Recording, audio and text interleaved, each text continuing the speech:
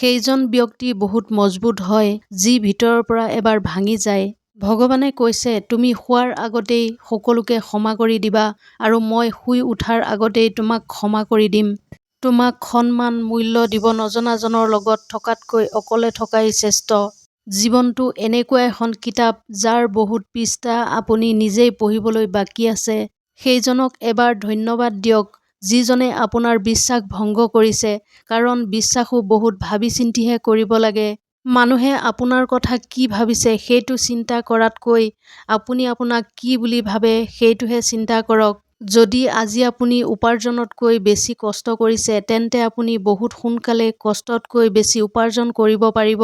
যিজনে নিজক সলনি কৰিব পাৰে সেইজন বহুদূৰ আগুৱাইও যাব পাৰে। যি আনৰ মুখত হাঁহি বিৰিঙাব পাৰে ভগৱানে তেওঁৰ মুখৰ হাঁহি কেতিয়াও কাঢ়ি নিনিয়ে। পৰাজয় এক শিক্ষা যি নিজক শুধৰাবলৈ সুবিধা দিয়ে।